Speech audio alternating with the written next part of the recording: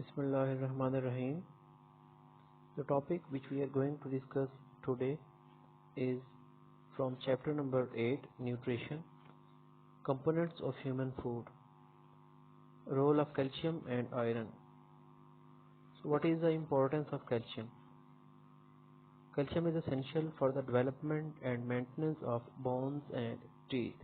Calcium जो है वो बोन्स और टीथ की डेवलपमेंट और मेंटेनेंस के लिए ज़रूरी है. It is needed for maintaining cell membranes and connective tissues.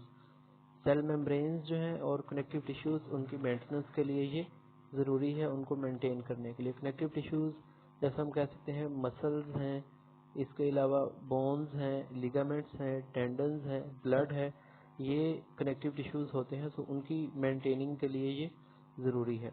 It is required for activation of enzymes. हम कहते हैं कि जो कैल्शियम है एंजाइम्स की एक्टिवेशन के लिए ज़रूरी है. Why it is essential for the activation of enzymes. हमें पता है कि डिफरेंट टाइप्स के सब्सटेंसेस जो कि नॉन प्रोटीन इन नेचर होते हैं वो एंजाइम्स की फंक्शनिंग के लिए चाहिए होते हैं, जिन्हें हम कोफैक्टर्स कहते हैं. और उनमें से मेटल एटम्स भी जो हैं इम्पोर्टेंट कंपोनेंट्स हैं.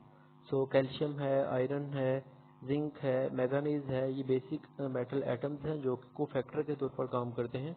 सो दैट्स वाई जितने भी मेटल एटम्स होंगे वो रिक्वायर्ड होते हैं, मेटल आयंस रिक्वायर्ड होते हैं प्रॉपर फंक्शनिंग के लिए. Helps in the blood clotting.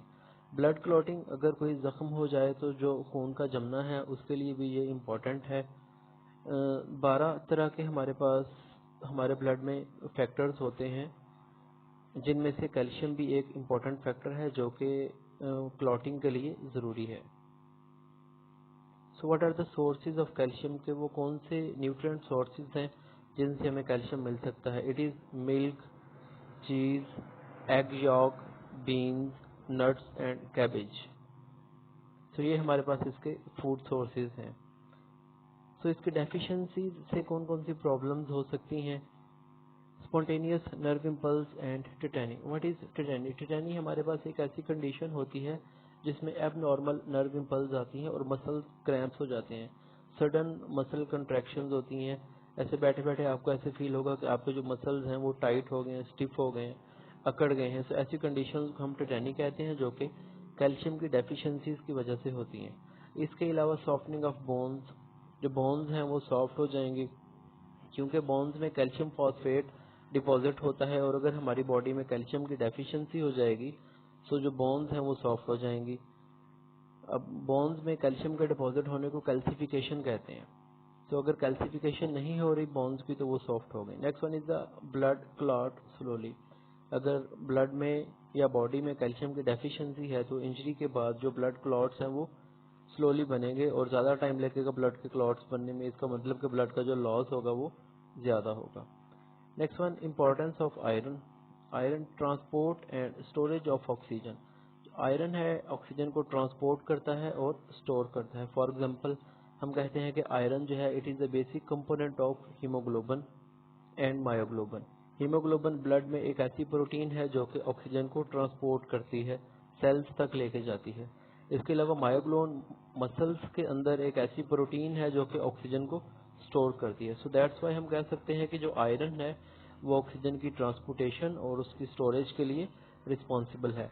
Required in cellular energy production as a cofactor. क्योंकि ये कोफैक्टर के तौर पर काम कर रहा है जैसे मैंने आपको पहले बताया. सो जितने भी एंजाइम्स सेलुलर एनर्जी प्रोडक्शन कर रहे हैं या सेलुलर मेटाबॉलिज्म कर रहे हैं, एटीपी प्रोड्यूस कर रहे हैं, उन तमाम एंजाइम्स को कोफैक्टर्स की ज़रूरत होती है, जिनमें से जो आयरन है वो कोफैक्टर के तौर पर काम कर रहा है. स्पोर्ट्स इम्यून फंक्शन, जो इम्यून सिस्टम है उसको इन्हांस कर रहा है.